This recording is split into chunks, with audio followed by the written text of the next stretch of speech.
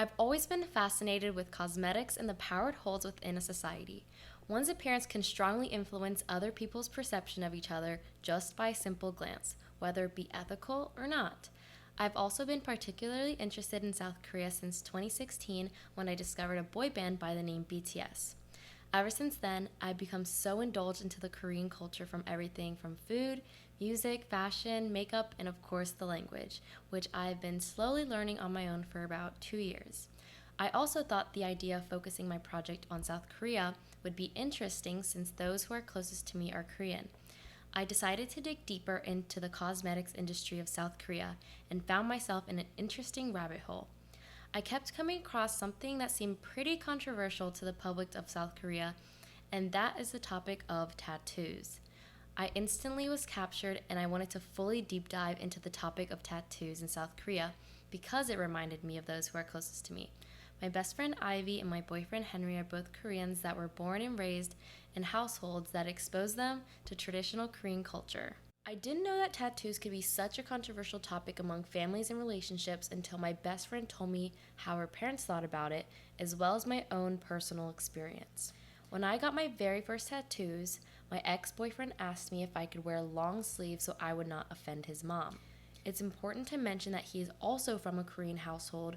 However, my tattoos are in no way offensive and they represent something deep and meaningful to me. So if anything, I was offended that he would ask me to cover them. At this point, I had an epiphany that this could be a common pattern of thought among Korean families. But the last thing I would want to do is generalize and stereotype a group of people. But I was also intrigued and I wanted to learn more. I remember once when my best friend Ivy and I went to get our tattoos and she ended up with 6 new tattoos, all 6 that her parents didn't know about. Ivy made it clear to me that her parents highly disapproved of tattoos and that she would look trashy, unprofessional, or like a lowlife if she had them. Once her parents found out, lo and behold, they called her all those terrible names and even more. Her parents' reaction shocked and confused me to say the least because it felt so extreme. I didn't know that some Korean parents would look down at their children because of tattoos and even in some cases shun their children because of them. 아, 그 만지면 아침 아파. 여, 왜? 아빠 하지 말 없지? 왜? 너 알았어. 너는 나 아빠 딸 아니야. 그럼 또 끊어. 내가 내 돈으로 했는데? 아빠 하지 말아면 하지 말아야지. 왜? 여자가 여기다 문신하고 어떻게 하려고 그래? 웃어? 왜? 너 빨리 한번 가. 너 꼴보고 있으니까. 아빠 하지 말라는 거다 해주니. 내일 모레 비행기 타고 가. 오지 마서. 하면 돼. Although I do know that this is not the case for all Korean parents because once my boyfriend's mother came up to me and she acknowledged how beautiful my tattoos were. To my surprise, she said that she would like to get one as well and would not mind if my boyfriend also got one. However, the reaction from Ivy's parents as well as my ex's towards tattoos left me still wondering. This confusion sparked my interest to try to find the root of this controversy or at least an answer to my main question. Why is tattoo culture deemed unacceptable in South Korean society? So we know that tattooing is frowned upon by the majority of the public in Korea. However, it's interesting to see that cosmetics and art has been a big part of Korean culture and history. Part 1. The history. Cosmetics has been around for centuries in Korea and has been looked at quite favorably. Around 576 AD, also known as the Three Kingdoms period, there was a group of warriors known as the Hwarang warriors, which were formed to fight for the Korean kingdom of Silla against the Tang dynasty of China, as well as the other Korean kingdoms known as Baekje and Goguryeo. These Hwarang warriors were not only dressed in the finest clothing, but their faces were attractively painted with elaborate makeup. Just by looking at the example of the Hwarang warriors, we see that the social norms for men wearing makeup was not even put in place yet. The Hwarang warriors challenged social norms because they were greatly applauded and still are today. Now we see many male celebrities and even everyday people regularly wearing makeup in South Korea. So maybe that positive attribution to the Hwarang warriors helped move Korean society to be more laid back about men wearing makeup. If a positive history can positively affect the future, then a negative history surrounding a certain topic can easily carry into the future as well. So how did it become a social norm to deem tattoos so taboo? In ancient times in Korea, tattoos were first seen on fishermen that used the tattoo as a good luck charm to ward off evil spirits in the water.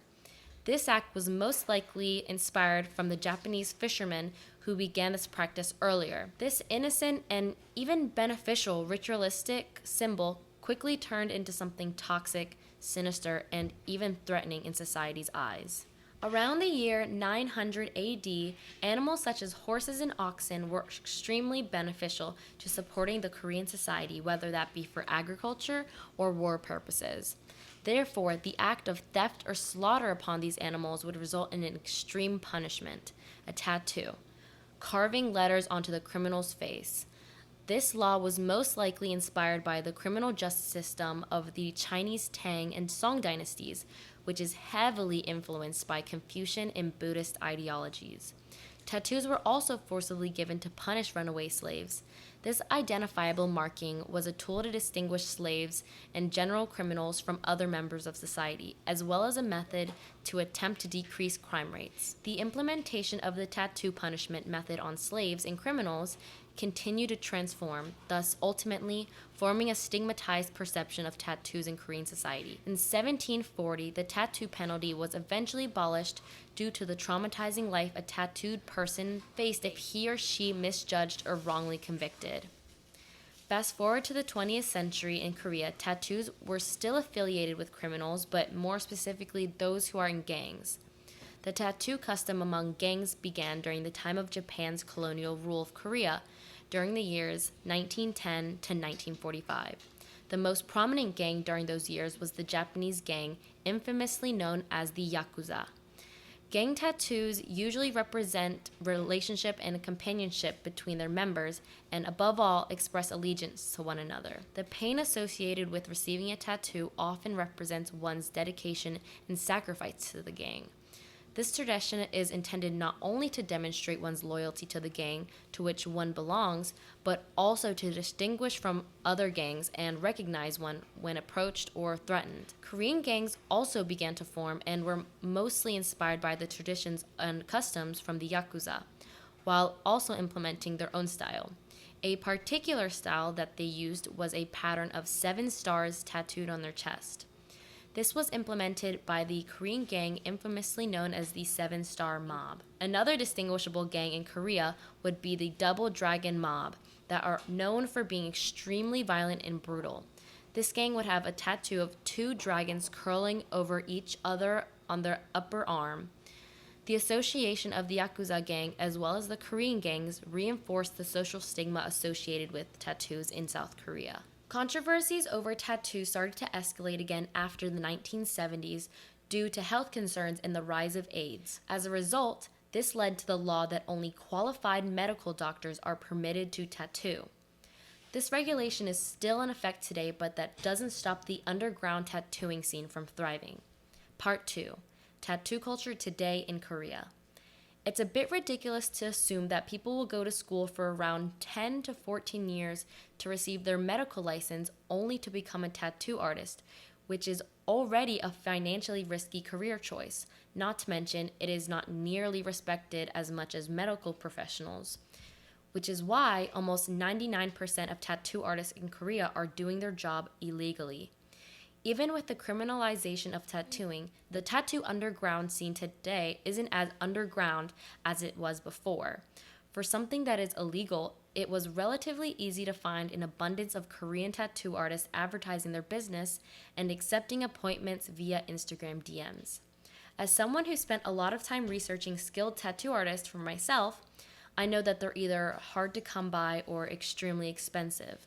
But every single tattoo artist located in Korea that I found on Instagram, whether they have 600 followers or 200,000 followers, they're always extremely talented.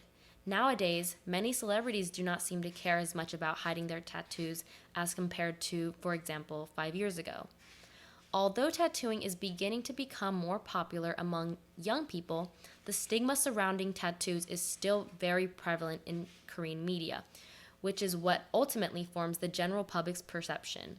Here we see the younger generation on the streets of Seoul giving their opinions of tattoos. 대한 생각은 어떤가? 하고 싶다는 생각도 되게 자주 했었고 주위에서 되게 친구들도 많이 해가지고 더 확실하게 제가 뭐 새기고 싶은 게 있다면은 저는 긍정적으로 생각하는 편이에요. 저는 진짜 상관없다 생각해요. 그냥 자기 몫이니까 결론. 남들이 막 했다고 해서 막 엄청 막 그렇게 아 나쁘다 이렇게 그런 식으로 보진 않고 있어요. 깡패?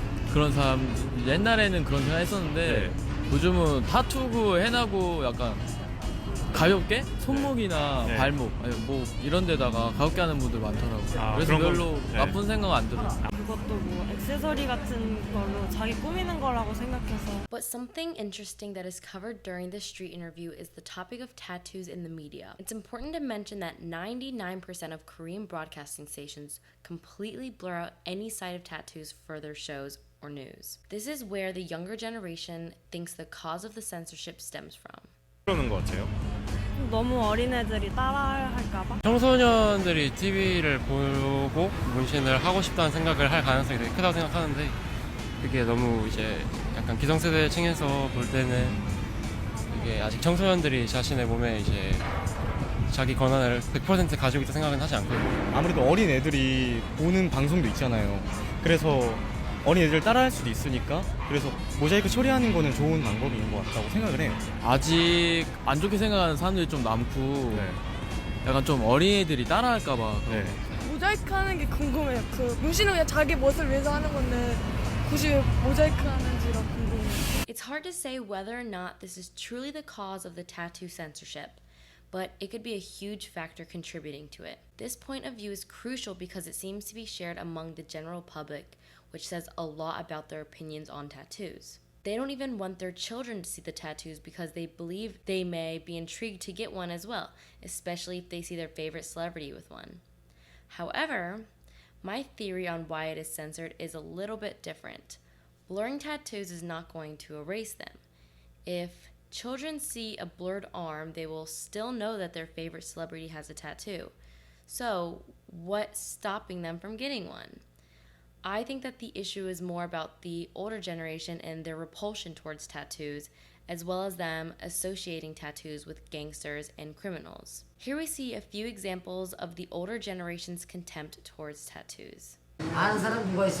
Whilst we were there, an older customer arrived who had some strong opinions to share about my look. 옛날부터 이 문신 좋아 안 해요, 한국 사람들. 요즘이나 뭐 하지. 그 전두환 정권 때도 이 삼천 교육대 끌려간 거 이렇게 보고서 문신만 있으면 다 잡아왔어요. 네, 맞아요. 특히 나이 먹은 사람들은 더군다나 더 싫어해요. 나 솔직한 얘기예요.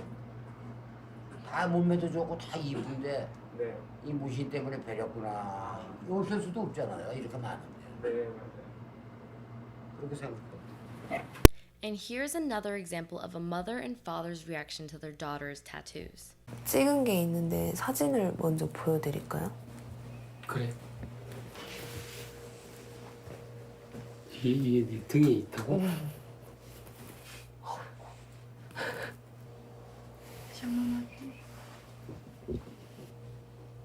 본인이 좋아하고 앞으로 이런 쪽으로 어떤 관심을 갖고 한다는 데에서 부모 입장에서 반대나 이런 건 안 해. 안 했는데 이제 우리 그 사회적인 여건이나 환경이나 아직 분위기가 조성이 안 돼 있기 때문에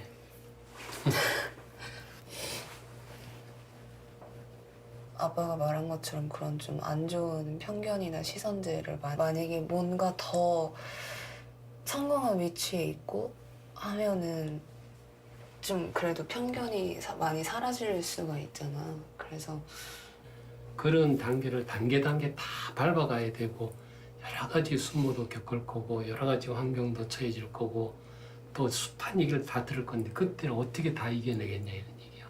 떤 딸이 남한테 그런 소리 듣는 것도 싫고 많이 하는데 잠잘 때나 뭐 네 생각을 할 때는 가슴이 많이 아파.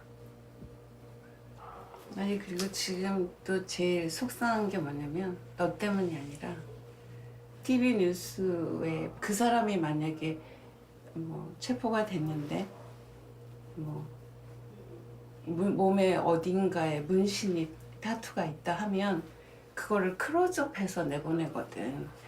그거 때문에 나쁜 일을 하는 게 아닌데. 그러니까 내가 그거를 변화를 시킬 수가 있잖아요. 뭐 그럴 수 있으면 더 좋은 거고 좋아하는 거니까 이해하려고 성공하기를 빌어. 그래서 다들 나쁜 시선으로 보지 않게 되기를 바래.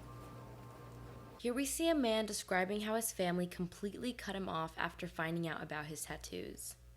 You're covered in tattoos, right? Uh-huh. Yeah? What did your parents think when you got tattooed? They hate me. They hate you? You're my son. You're not my son. You're not my son. Why'd you do that? Why'd you do that? Like that. Yeah, that's why I'm so sad. They sad too. So your mother, was she really upset? Yeah, and they're crying. She's Yeah, crying. she's crying. Oh, Yeah. bless her. And 1 hour. An hour of crying. Oh, like that. no. And what about your dad? Dad, he never spoke to me. 5 years. Yeah. Your dad hasn't spoken to you in 5 years? Yeah. Just because of tattoos? Tattoo and my hair, my beard.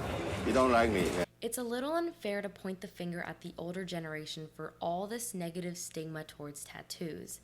As we could see, the mother and father in the earlier clip were understanding and more worried about how other people would perceive their daughter.